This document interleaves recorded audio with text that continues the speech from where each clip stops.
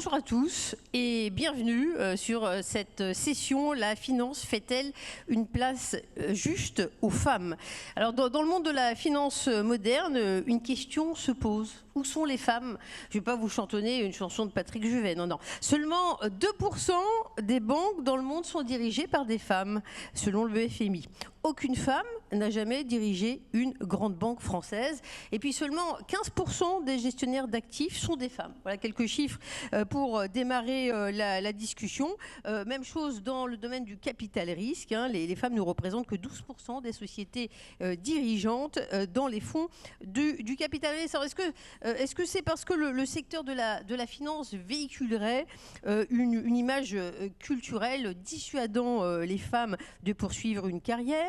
Quels sont les freins à la promotion des femmes dans la finance et les solutions? Ce sont les questions que je vais aborder avec mes invités. Cynthia Tobiano, bonjour.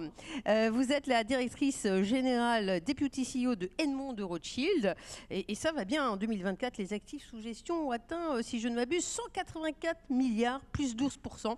C'est intéressant, on en reparlera. Pervenche Berès, bienvenue. Vous êtes présidente de l'AEFR, l'association Europe Finance et Régulation, membre par ailleurs du comité d'audit et du comité d'éthique de la BCE.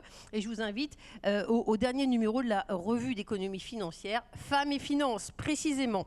Avec nous, Caroline Hébert-Hittel, CEO DG de Standard Chartered en France. Bienvenue. Merci de participer.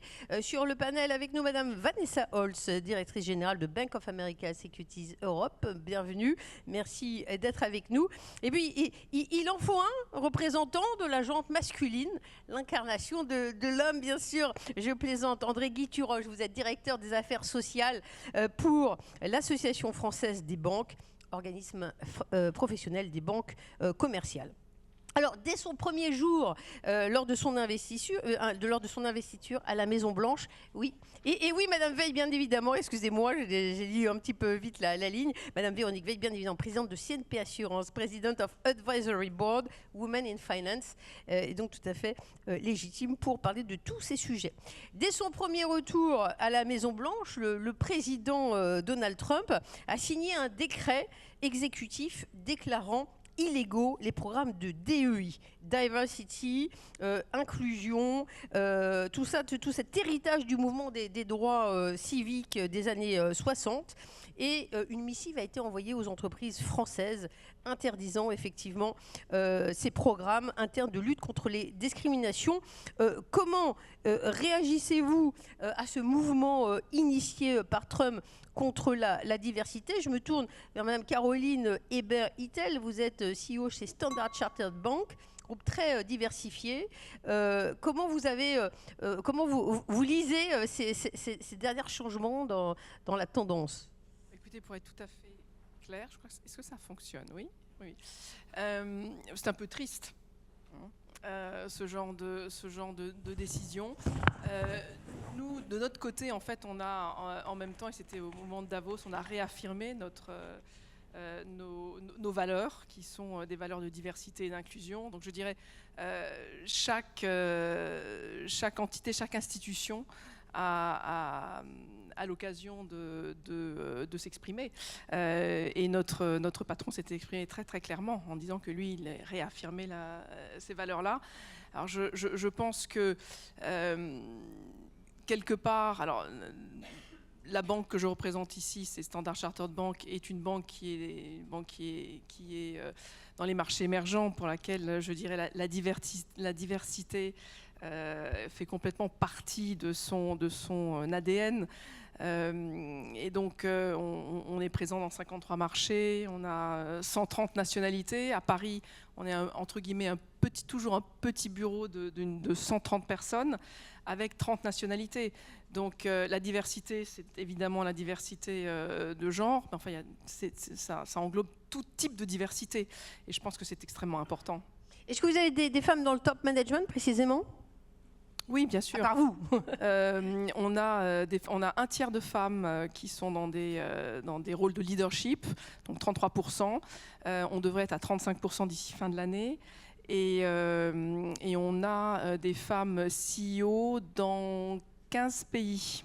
donc, dont la Chine, Hong Kong, les Émirats et les États-Unis aussi. Donc sur des très grands marchés. Donc je pense que effectivement, c'est quelque chose qui est valorisant et important. C'est intéressant, en préparant la table ronde, vous me disiez au début de la carrière ça va, mais finalement on perd des femmes au cours de la carrière. Qu'est-ce qui se passe? Et c'est peut-être pas un phénomène qui est propre à votre institution. Non, mais je pense qu'effectivement, au démarrage, on est en gros à 50-50. Hein, on a autant de jeunes garçons que de jeunes filles qui viennent nous rejoindre. Et après, c'est vrai, il y a un vrai problème entre 35 et 40 ans, ou entre 32 et 42 ans, sur ces 10 années-là. Comme par hasard, c'est pour des femmes souvent des années de maternité. Et là, on a du mal à les garder. Donc oui, c'est vrai, mais c'est pas spécifique à StandChart, je pense. On va revenir vers vous. Je me tourne vers Monsieur Turoche parce que l'AFB, l'Observatoire des métiers, a fait une analyse de la situation. Alors, clairement, les femmes sont majoritaires dans les banques. Souvent, quand on va au guichet, on tombe sur une femme. 62% des femmes dans la banque. Mais quand on monte dans la hiérarchie, qu'est-ce que nous dit votre étude ?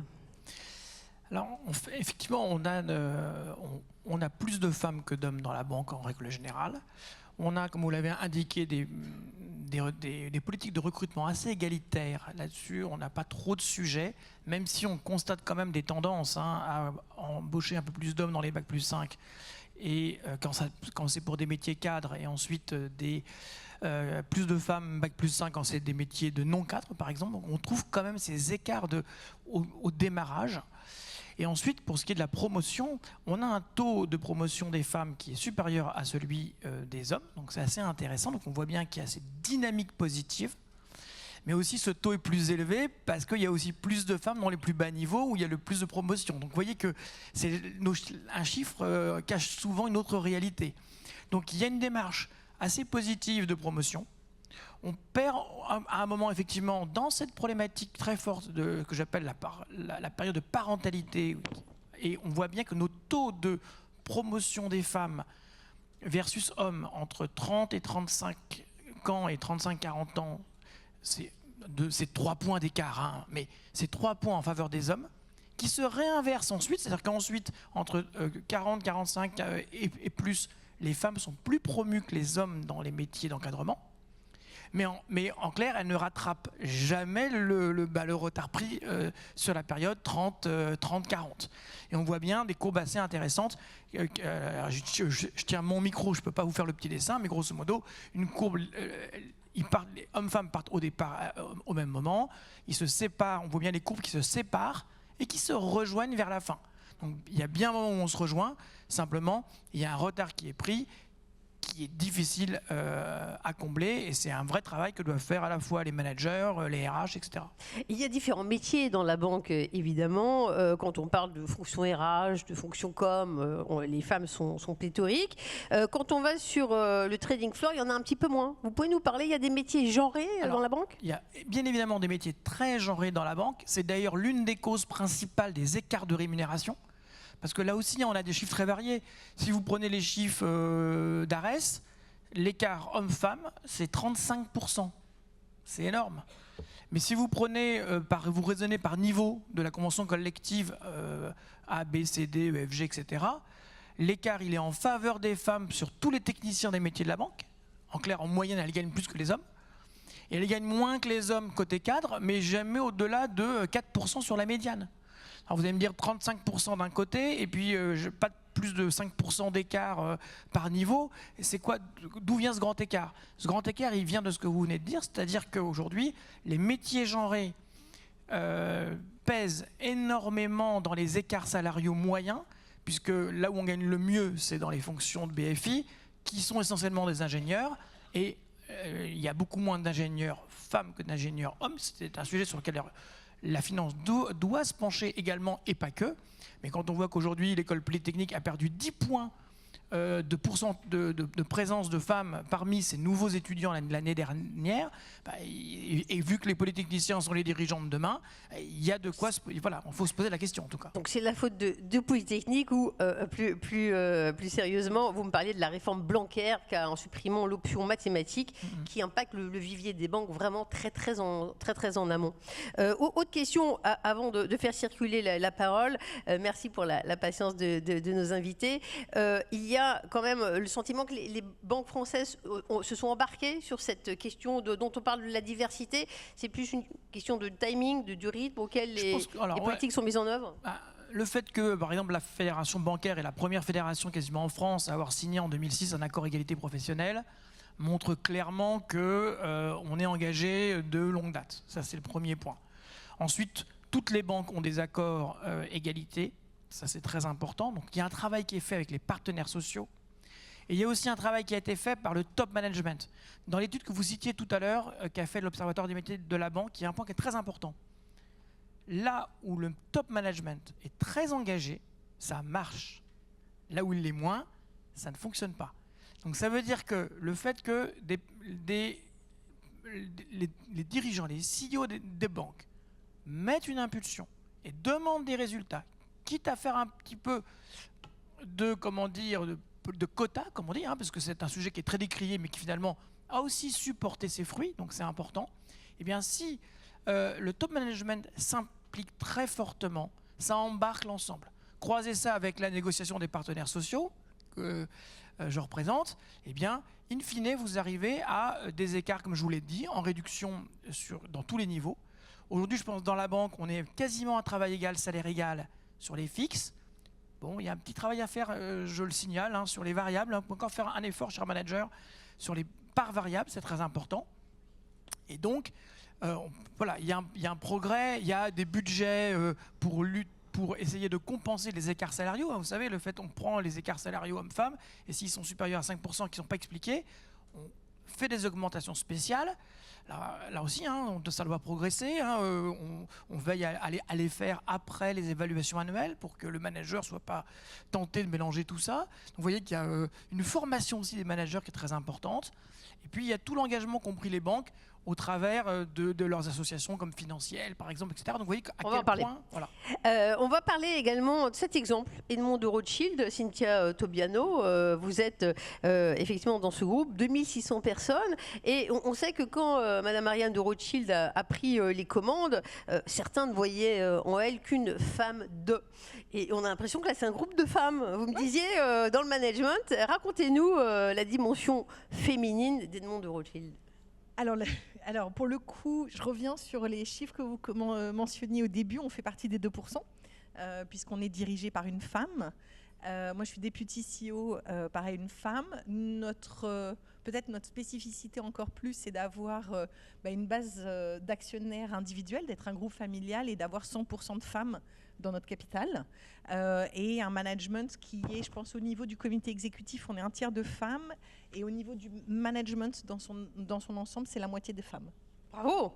Combien de femmes dans vos clients? Est-ce que j'aimerais aborder également cette question des femmes par rapport à l'investissement, à l'épargne? On se rend compte qu'il y a quand même une grande différence.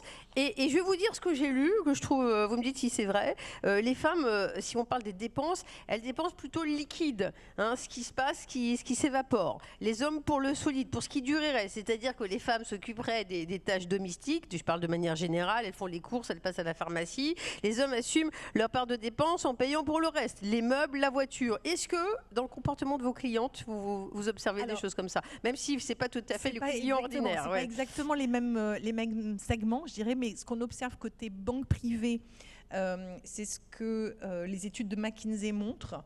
Aujourd'hui, dans la fortune mondiale, vous avez un tiers de la fortune mondiale qui est, entre guillemets, détenue par des femmes.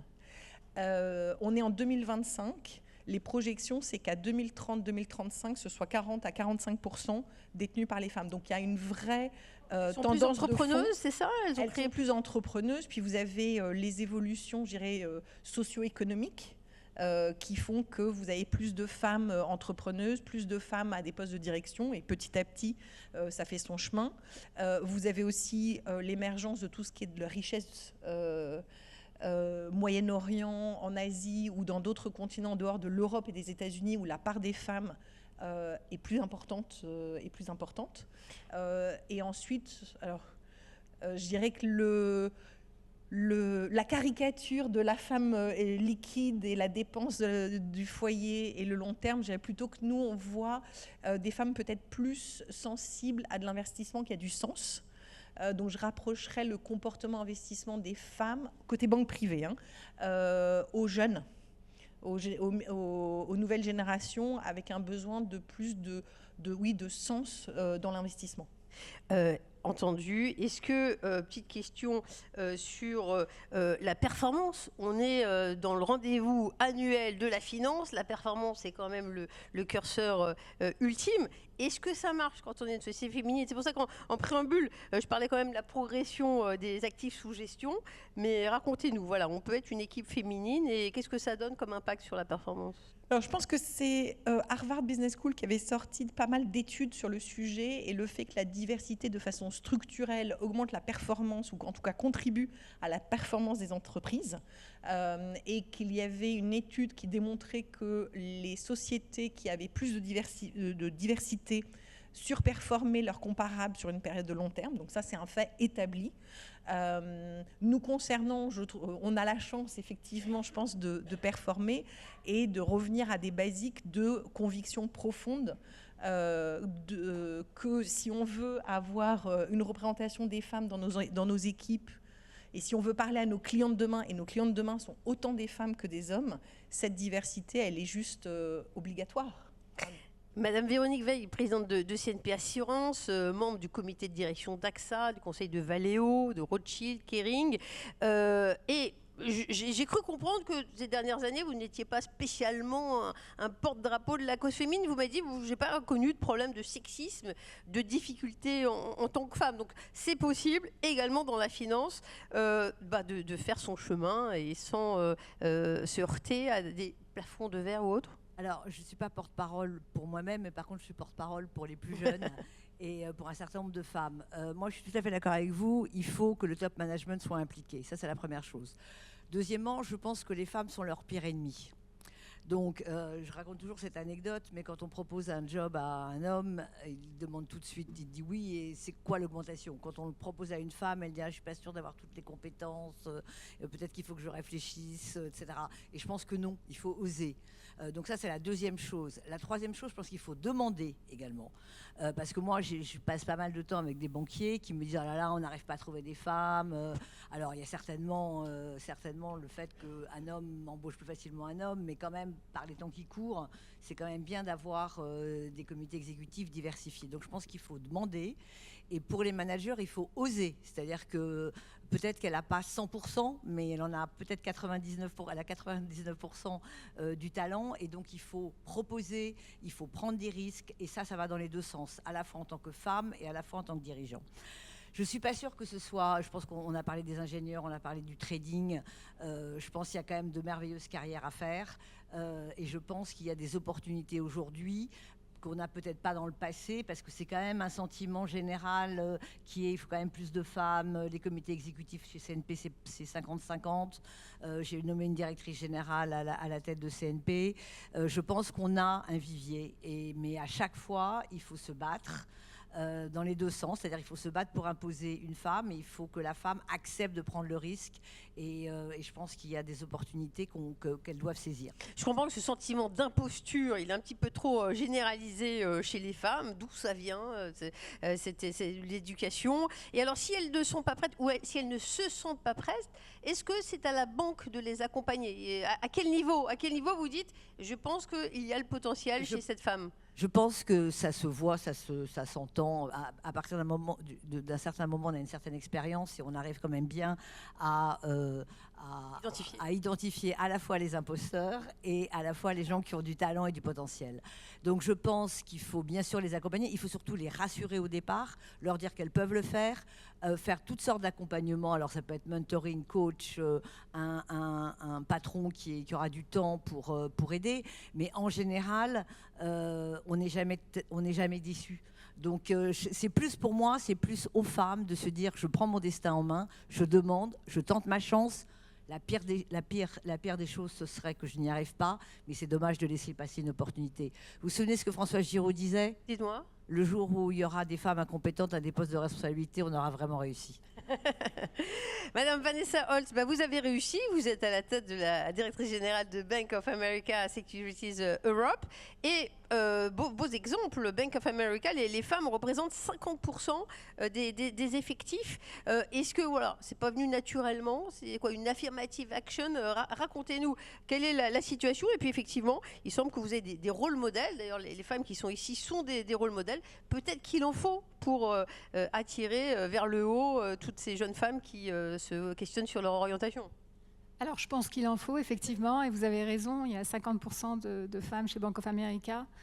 Sur les layers du management, il y a 45%. Dans nos comités exécutifs, on est à plus de 30%. Et ça se voit au niveau global, mais aussi au niveau régional dans la zone IMIA. Donc, on est convaincus qu'il faut une opportunité pour tous, qu'il faut ce facteur d'inclusion qui est fondamental. Pour des niveaux de performance, parce que je suis tout à fait d'accord avec les propos qui ont été tenus, dans le sens où on veut d'abord ressembler à nos clients. C'est ce qu'ils nous demandent et c'est là où on est performant avec évidemment différentes cultures, différentes idées, c'est ce qui génère l'innovation et la performance. Donc ça, c'est extrêmement important. Je voudrais dire un point sur ce qui a été partagé, sur le syndrome de l'imposteur. Oui, c'est vrai. Mais je pense qu'il y a un travail fondamental d'éducation dès le plus jeune âge, c'est-à-dire que déjà au stade polytechnique, il n'y a évidemment pas que polytechnique, il faut aller éduquer sur ce qu'est le monde de la finance parce qu'il y a encore des préjugés, il y a encore une idée de la finance qui est extrêmement d'abord technique et accessible à très peu. Et il faut aller, moi je suis très favorable à aller dès la troisième et dès le collège pour dire à nos étudiants et pour dire à nos jeunes qu'est-ce qu'est le monde de la finance, parce que vous l'avez dit, la finance, c'est très diversifié en termes de produits et en termes de métiers. Et c'est ce travail qu'on doit faire. Donc on doit non seulement accompagner les femmes pour qu'elles progressent dans leur carrière au sein de la banque et de la finance, mais on doit aller beaucoup plus jeune pour essayer de les éduquer, pour dire que c'est accessible évidemment à tous et qu'il y a différents métiers pour différentes ambitions.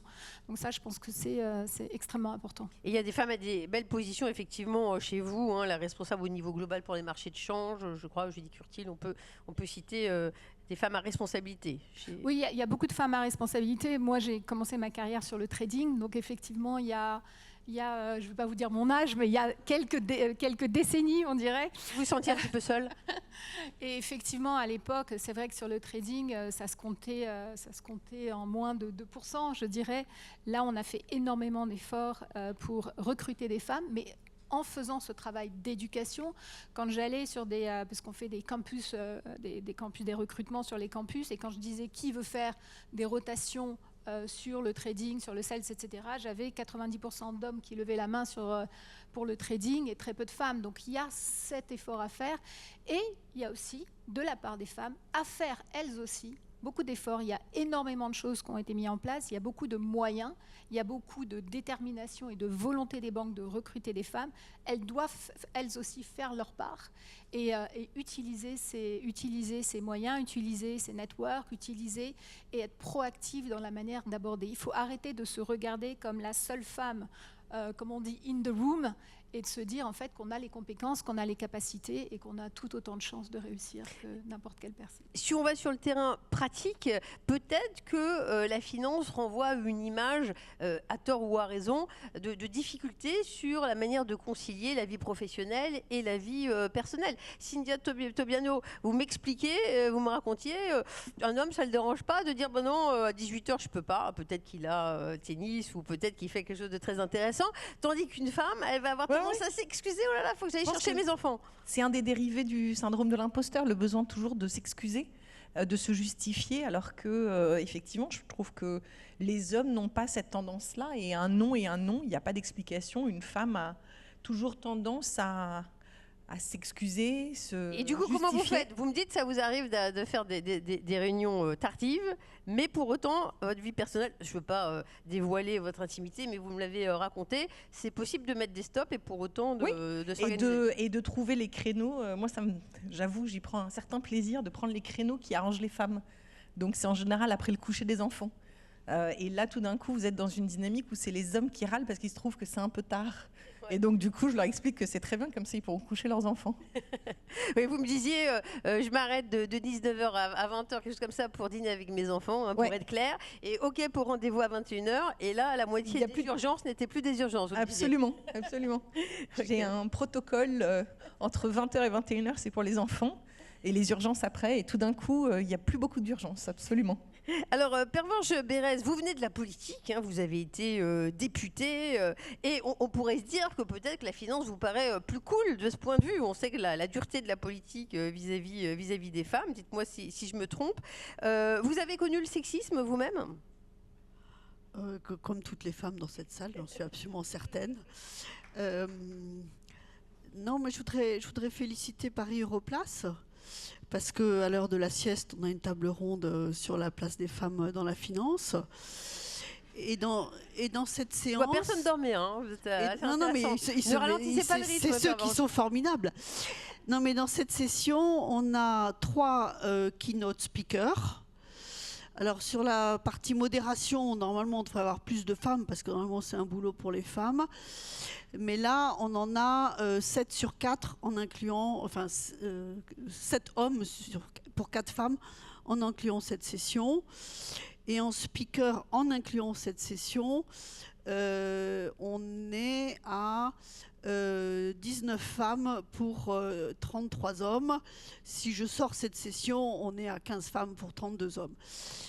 Donc je félicite Paris Europlace. On a quand même amélioré considérablement le score par rapport à quelques années, j'imagine. Mais je pense que cette table ronde est encore utile pour franchir les étapes suivantes dans les marges de progrès possibles.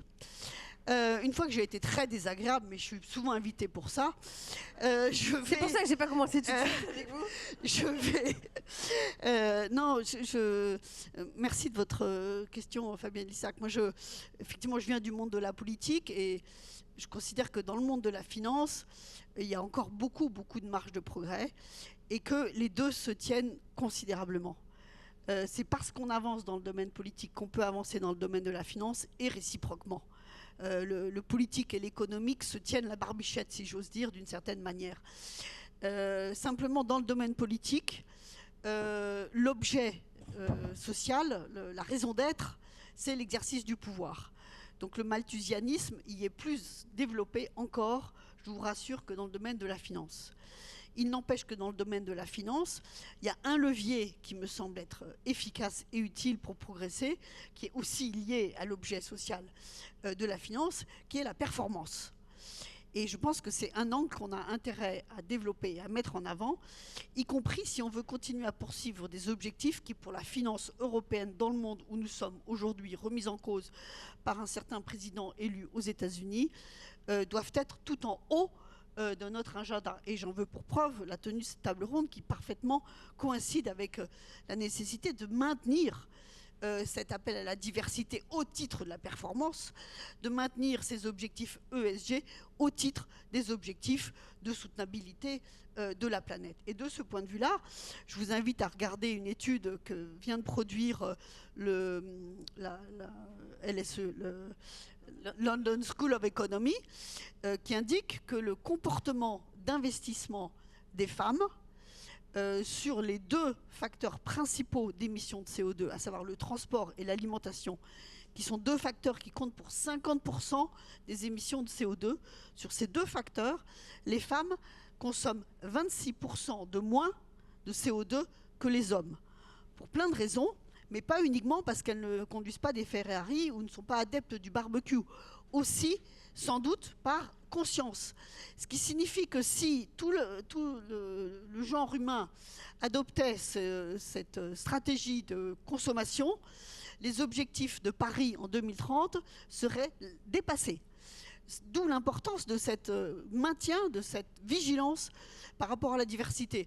Alors, je ne vais pas être trop longue, mais il y a beaucoup de choses qui ont été dites sur lesquelles j'aurais des petits bémols à apporter. Parce que le syndrome de l'imposture, il se trouve que par ailleurs, je fais du mentorat.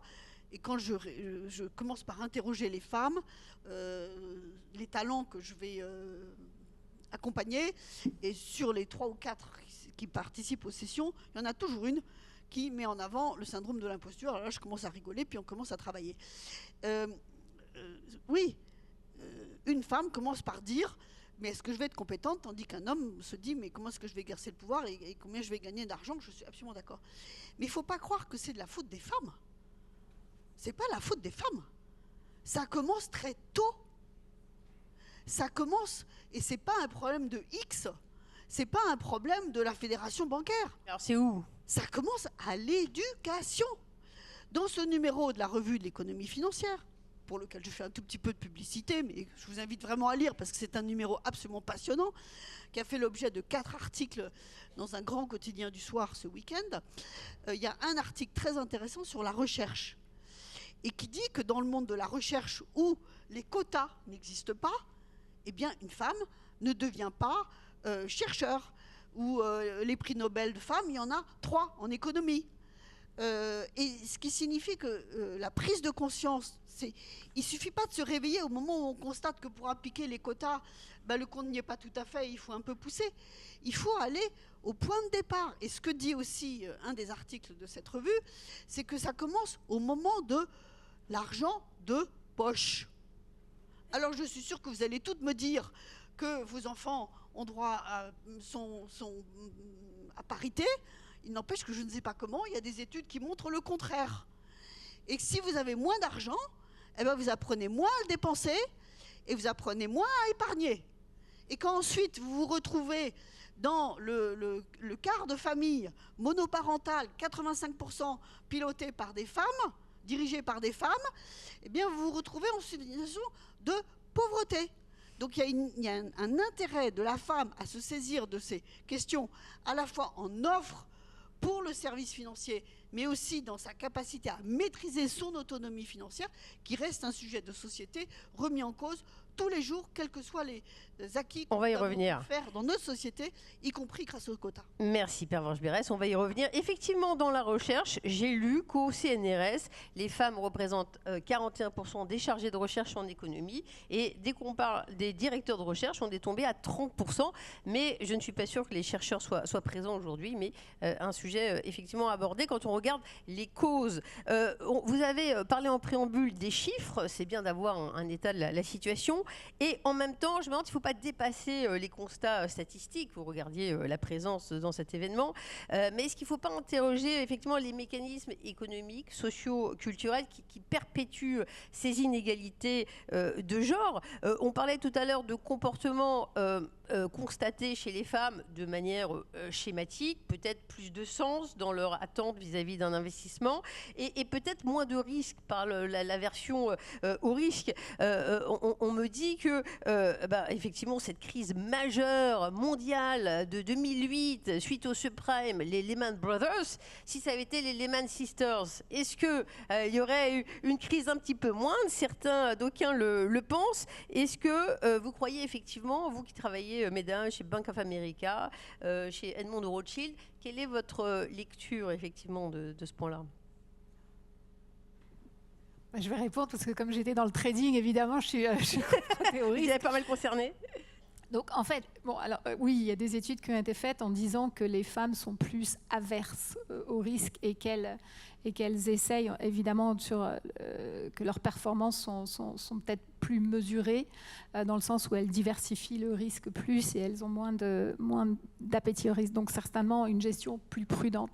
Alors je ne sais pas si c'est effectif ou si c'est cette analyse qu'il dit, mais en termes de performance et en termes d'accession au risque, c'est vrai que quoi qu'il arrive, lorsqu'on regarde dans le monde de la finance et lorsqu'on regarde sur le niveau du trading, mais aussi pour toutes les autres institutions financières, c'est important d'avoir une diversification, c'est important d'avoir un panel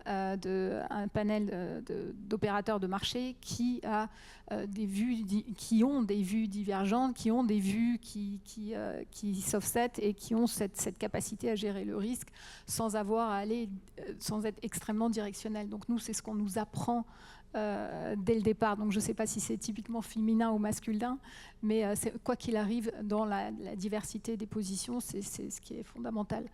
Madame Eberitel ou Madame Veil, comment, encore une fois, lisez-vous l'intitulé? La finance fait-elle une juste place aux femmes? C'est quoi juste? Est-ce que c'est la proportion de la société? Oui, au départ, en natalité, on est à 50%. Et puis, c'est vrai que les femmes n'ont pas la même, et les hommes n'ont pas la même espérance de vie. Donc, qu'est-ce que c'est une place juste? Il faudrait que dans les banques, ce serait aussi simple, il y ait 50% ou finalement, c'est quoi l'objectif? Je ne sais pas si c'est un objectif chiffré. Ce qui est certain, que on devrait être proche de ce 50-50. Est-ce que c'est 45-55? J'en sais rien. Mais je dirais, ce qui est important, je pense, et ça a été déjà dit, c'est important de se retrouver en fait à la fois dans le secteur financier, dès lors qu'on doit prendre des décisions, d'avoir en fait plusieurs avis. Il n'y a pas un seul avis qui prime. Je pense que ce qui est très important, c'est que justement être challengé.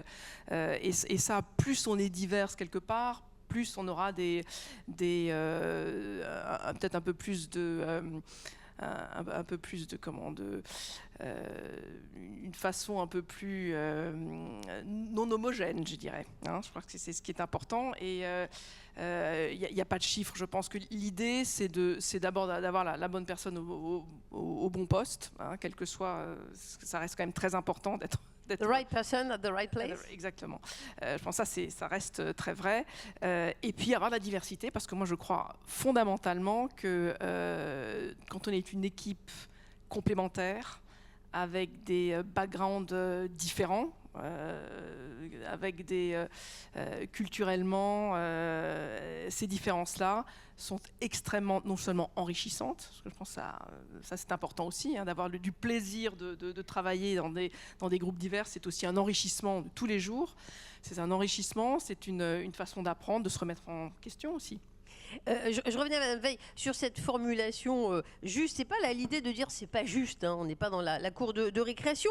Madame Christine Lagarde, présidente de la BCE, l'a dit très justement. Elle dit promouvoir la place des femmes dans la finance. C'est pas juste une question de justice, d'équité. C'est un enjeu d'efficacité, de performance. On est particulièrement dans une période où il y a des besoins d'investissement massifs. Le fait d'avoir des femmes qui investissent peu en bourse, qui peut-être gagnent moins, c'est se priver en fait de leviers indispensables pour nourrir cette croissance qu'on cherche partout en Europe. Moi, je crois moi, je crois beaucoup à l'intelligence collective. C'est-à-dire que quand vous avez un comité de direction, il est important que les gens soient différents autour de la table. Et moi, j'étais à l'école JP Morgan où il fallait des gens meilleurs que soi en dessous. Quand on comprend ça, on se dit waouh. La première fois, on se dit mais est-ce que c'est vraiment confortable et nécessaire? Oui, parce qu'il faut être challengé. Donc, je pense. Peut-être qu'il n'y a pas de target de chiffre, mais la parité, c'est la parité, c'est 50-50. On a beau tourner tous les trucs dans tous les sens, la parité, c'est 50-50. Et je pense que chacune qui sera promue demain aura quelque chose de différent à apporter. Et l'entreprise s'en portera mieux. Donc je pense qu'il faut essayer, il faut pousser, il faut demander, il faut oser, et il faut savoir qu'à la fin, l'entreprise sera meilleure. Et peut-être qu'on arrivera au quota. Moi, je dis toujours, mon premier conseil, j'ai fait partie de la loi Copé-Zimmermann. Je ne serais jamais rentrée dans un conseil au départ. Peut-être qu'on va arriver à ça dans les comités exécutifs. Madame Tobiano, comment faites-vous? On parle de politique de recrutement à hommes, femmes à compétences égales. Que vous disent les chasseurs de tête? Vous leur donnez des directives? Il faudrait plus de femmes, moins d'hommes. Comment ça se passe? Alors, on a la chance d'être un petit groupe, donc à 2600, on peut veiller à la parité. Je pense pas être favorable au quota. Par contre, je suis favorable à l'objectif de 50-50. Ça, c'est assez simple. Donc, on s'assure à tous les moments charnières de carrière des femmes de ne pas les perdre, de ne pas en perdre au fur et à mesure. Et dans les recrutements, ça peut nous arriver. Moi, ça m'est arrivé d'avoir pour un membre du comité exécutif, que le chasseur me demande si on voulait absolument une femme pour un job. typiquement le genre de job où on se dit c'est plutôt un job de femme. J'ai dit non, on va d'abord recruter à la performance. Si c'est une femme, tant mieux, mais voyons d'abord la performance. Et dans les mesures, on est concrètement, pour donner des idées aux professionnels qui le font ou qui nous écoutent, il y a des périodes plus sensibles lorsqu'une femme est partie en maternité, le retour, il y a une attention particulière. Comment ça se concrétise ? Je pense que c'est ce que vous disiez tout à l'heure. La maternité est un moment charnière et nous, on a instauré quelques règles mécaniques pour s'assurer qu'on protège les femmes à leur retour de congé maternité. Très bien. Et est-ce que, oui, tout cela, il faut de la théorie et de l'empirisme ou voilà, c'est juste du pragmatisme, mesdames, dans les banques, comment vous voyez ça C'est du pragmatisme, je pense, pour être tout à fait clair. Il faut être très pragmatique. Nous, on a mis, par exemple, en place le congé parental. Et donc, on a 20 semaines de congés payés pour les jeunes papas. Ça marche très bien. Et oui, vous vouliez, madame. Oui, c'est la même chose, c'est-à-dire qu'on a un congé parental. Il ne faut pas oublier qu'effectivement, on encourage aussi les congés de paternité pour les hommes. Et justement, c'est une bonne répartition des rôles qui sont très contents aussi de pouvoir participer à ça.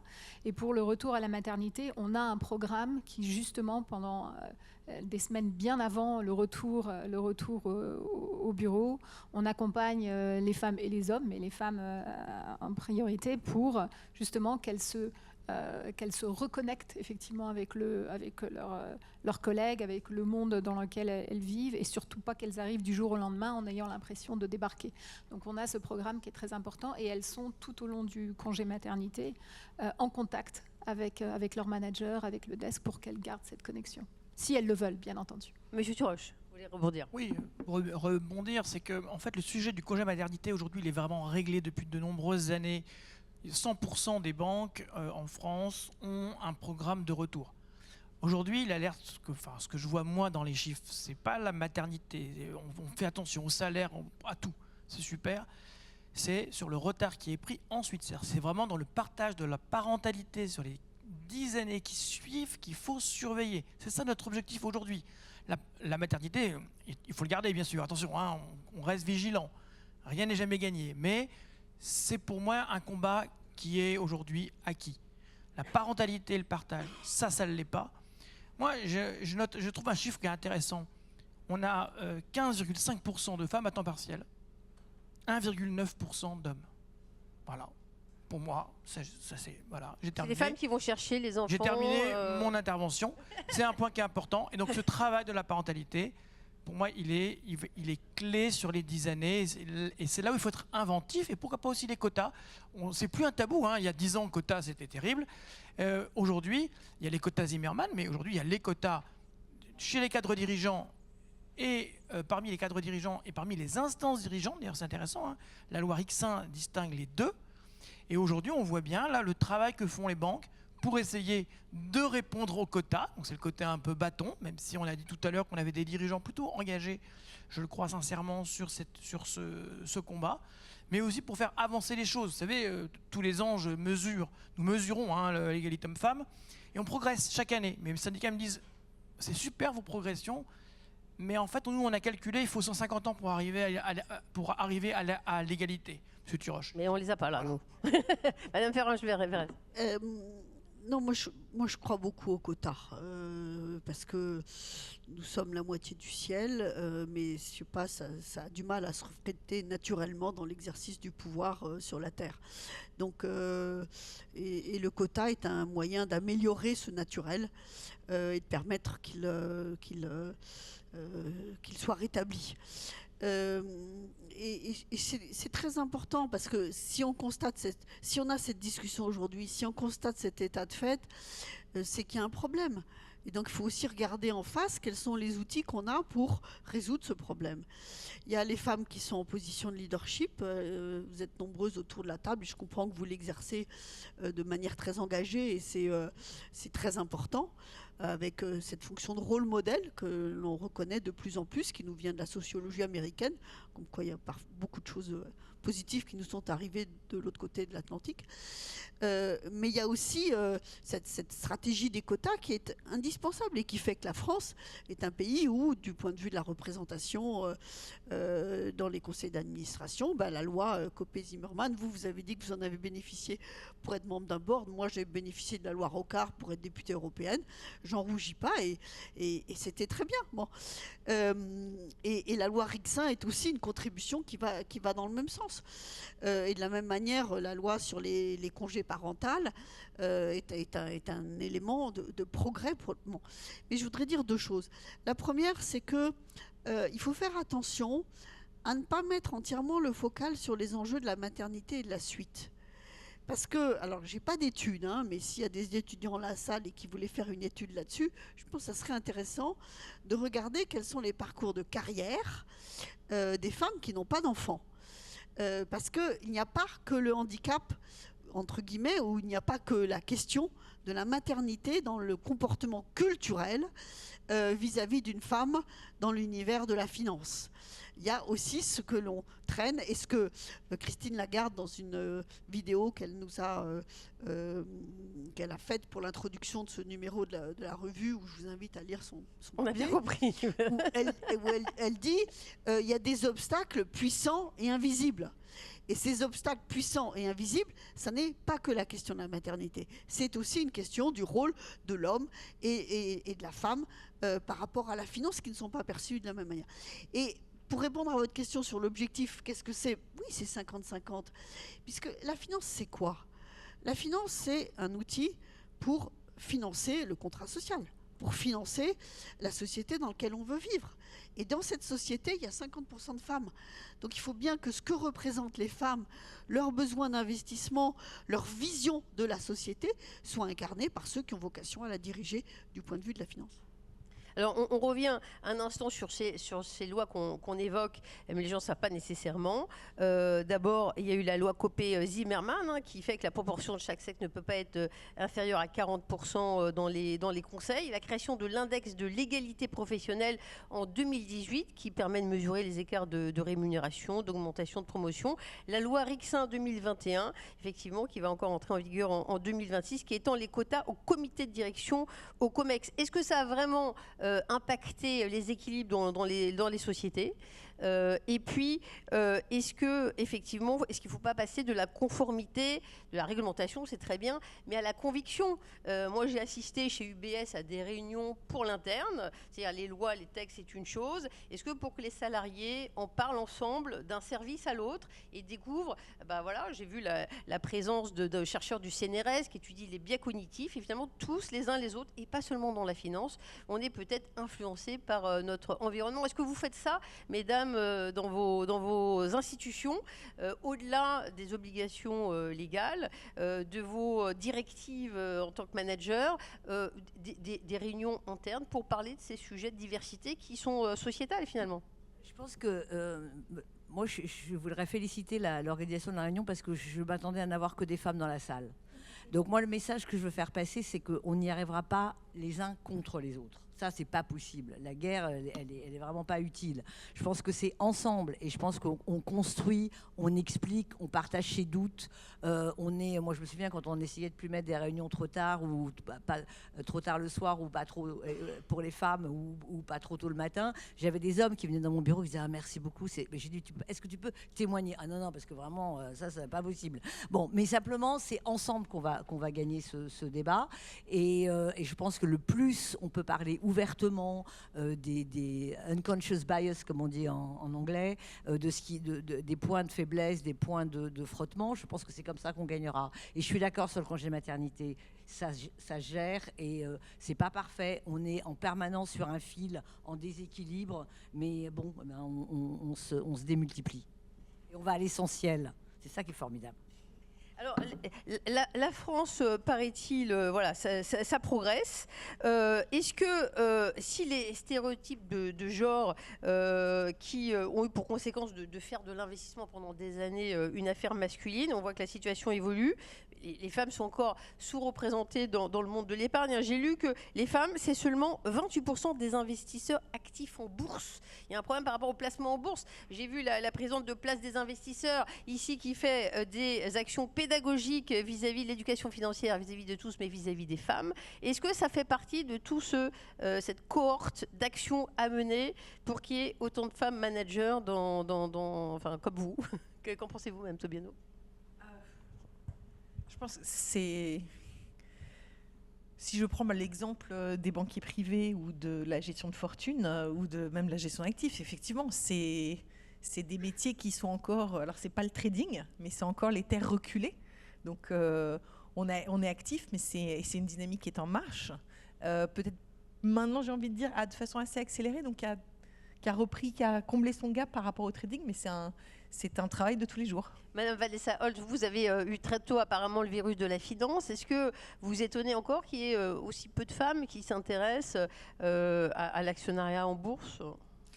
C'est un peu la même logique, et vous avez exactement posé la question de la bonne manière. Est-ce qu'il y a des femmes qui s'intéressent à elles aussi de s'intéresser? C'est à nous aussi d'aller vers elles, mais c'est elles aussi à faire l'effort de s'intéresser, surtout d'enlever ces barrières et ces préjugés sur ce qu'est le monde de la finance, et ça va aussi sur les investissements en bourse. On voit cependant que les générations sont beaucoup plus informées, ont beaucoup plus la volonté effectivement d'investir.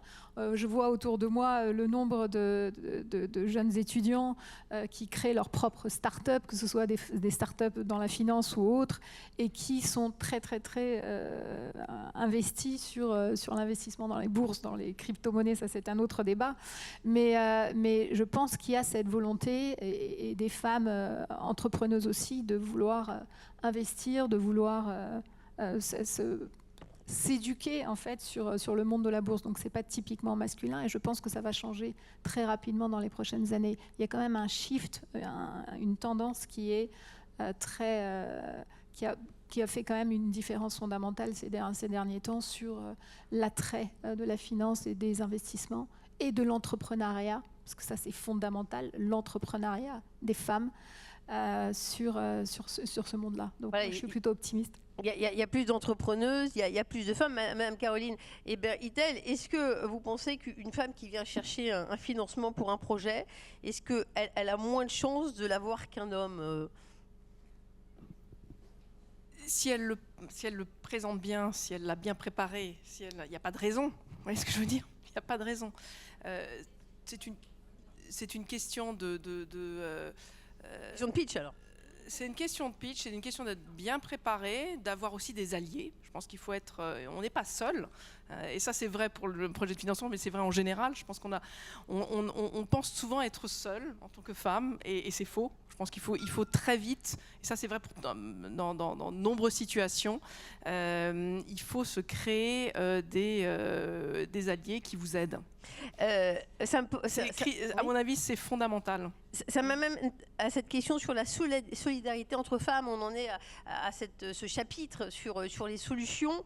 Il y a des associations, on les a citées, Women in Finance, Financiel, des réseaux de femmes. Est-ce que vous êtes supportrice, partisane de création de réseaux, de même qu'on parlerait de lobby de femmes? On a parlé d'éducation financière, il y a des institutions qui doivent le faire, mais voilà, est-ce que cette solidarité entre femmes, ça peut être dans le monde associatif, mais vous pensez qu'il faut le booster, que c'est nécessaire pour rééquilibrer les choses? Vous me regardez toutes, donc Madame Holtz. Oui, je pense que c'est nécessaire, même au sein de l'entreprise. Nous, au sein de Bank of America, on a des programmes, des networks justement où il y a cette solidarité. Mais d'ailleurs, c'est très important que ce ne soit pas une solidarité purement féminine. On invite tout le monde. Et d'ailleurs, je pense que ce qu'il faut éviter à tout prix, c'est qu'il y ait cette dichotomie entre hommes-femmes. On est vraiment ensemble. Et je pense que la jante masculine aussi veut comprendre et veut aider et à partir de ce moment-là, effectivement, on a des networks, on a des networks internes, on a aussi des réseaux de femmes externes, justement pour avoir ces effets de rôle modèle, pour dire que c'est tout à fait possible. Et c'est même pas c'est tout à fait possible, c'est normal. On veut même plus accéder au fait de c'est possible, regardez, il y a une femme CEO, etc. Non, c'est normal, c'est dans l'air du temps. Et je pense fondamentalement que la génération actuelle a quand même sacrément changé sur la vue de la place de les femmes dans la finance. Alors, Madame Tobiano, j'imagine que vous faites partie de réseau, je ne sais pas quel réseau, mais est-ce que ce réseau féminin, il demande à être constitué, tissé, nourri? Réseau, oui. Alors après, je pourrais vous donner un point de vue sur les réseaux, sur la finance en Suisse, qui est encore un autre sujet et qui fait passer la France comme la Silicon Valley du rapport homme-femme. Je sais que c'est pire en en Allemagne. alors, je vous donne juste un benchmark. En Suisse, une nounou, ça s'appelle une maman de jour. Donc, quand vous êtes jeune maman et qu'on vous dit comment va ta maman de jour, ça fait drôle. Ça vous donne ça vous donne setting the stage, comme on dit en anglais. Non, pardon, je vais juste rebondir. Totalement d'accord. Je pense que les réseaux féminins sont hyper utiles et ont leur rôle à jouer qui est extrêmement important. Mais en complément, je pense que c'est aussi important de trouver dans toute entreprise, organisation, les rôles modèles, qu'ils soient hommes, femmes, noirs, blancs, jaunes, avec qui on s'identifie. On a tous des styles différents, plus ou moins extravertis, plus ou moins IQ, peu importe. Mais je pense que c'est important de aussi se faire ce réseau propre en interne. Est-ce qu'il faut d'ailleurs... Ah pardon, Pervenche Berry, vous vouliez rebondir. Non, mais juste deux choses. La première, c'est que moi, je ne crois pas qu'il faut être bisounours. Hein. Il y a des progrès, mais il y a quand même des gens qui pensent qu'il faut qu'une entreprise, pour qu'une entreprise marche bien, qu'il faut d'abord qu'il prévale un esprit masculin. Vous l'avez tous entendu. Donc c'est pas. C'est quoi l'esprit masculin? L'affirmation de soi, rien. compétition. Il faut demander au monsieur qui a dit ça. Hein. Mais je pense que tout le monde a en tête à qui je fais référence, qui est le patron d'une grande plateforme américaine. Donc rien n'est jamais acquis dans ce domaine. Et sur l'histoire des réseaux de femmes, bon, il se trouve que moi je fais partie d'un réseau de femmes qui s'appelle Women in Leadership, pour lui faire un tout petit peu de pub, dont certains membres sont présents dans la salle. Je les félicite. Et pourquoi? Mais parce que il y a eu tout ce débat de savoir est-ce qu'il faut des réseaux uniquement féminins. Moi, je pense que cette bataille, on ne peut la gagner qu'avec les hommes. Mais il faut aussi que les femmes prennent conscience de leur propre pouvoir et de leur propre force. Et pour ça, elles ont besoin de se réunir entre elles. Parce qu'une femme dans une assemblée majoritairement masculine ne dira pas la même chose et ne parlera pas de la même manière que dans une assemblée mixte. Il y a un impact de l'effet de masse dont il faut tenir compte si on veut être objectif dans la façon d'élaborer cette question-là. Et dans l'éducation des femmes, dès le plus jeune âge, la question du syndrome de l'imposture, la question de la place, la question du network, du réseau est majeure. Vous savez très bien que nous vivons dans un pays où les clubs, c'était pas d'abord des clubs de femmes, c'était d'abord des clubs d'hommes pour exercer le pouvoir. Je ne dis pas qu'il faut qu'on fasse la guerre, je suis contre la guerre, mais je dis juste que dans les outils pour améliorer la situation et avoir une diversité soutenable, il faut aussi que les femmes apprennent à travailler en réseau. Madame Caroline Hébert-Hittel, je voulais citer, on s'écarte un instant de la finance, j'ai vu que la présidente du festival de Cannes, Iris Knobloch, disait le problème des femmes, c'est qu'elles doutent, elles se questionnent beaucoup trop. Dans ma vie, chaque fois que j'ai rencontré un moment important, une promotion, j'ai appelé mon frère pour lui dire que je ne me sentais pas capable de faire ce qu'on me proposait. Il m'a toujours répondu, mais Iris, tu veux que je te donne la liste des exemples où tu doutais de toi et finalement tu as réussi? Est-ce qu'à votre stade, vous doutez encore? Est-ce qu'il est nécessaire pour avancer et c'est une question de dosage? Je pense que c'est une question de personnalité. Moi, je doute toujours. Donc, mais le doute m'aide. en fait. Hein. Je suis jamais satisfaite, et ça me booste. Donc, mais c'est une question de personnalité, une fois de plus. Je pense que d'autres ne doutent pas, et c'est très bien aussi. Mais moi, je doute beaucoup, oui, mais ça m'aide, en fait. En tout cas, je pense que ces échanges ont montré qu'il ne s'agit pas trop de culpabiliser tel ou tel, ni de minimiser la complexité des facteurs culturels qui nous ont menés à cette situation pas tout à fait équilibrée. On a cherché à s'interroger sur les causes et les moyens de réduire les discriminations. Hein. Moi, je crois qu'effectivement, l'argent n'a pas d'odeur. Je pense qu'il peut-être ne devrait pas avoir de sexe non plus. On le voit, les consciences s'élèvent dans la finance et les questions de parité sont notre problème à tous. Je pense qu'on peut applaudir nos invités.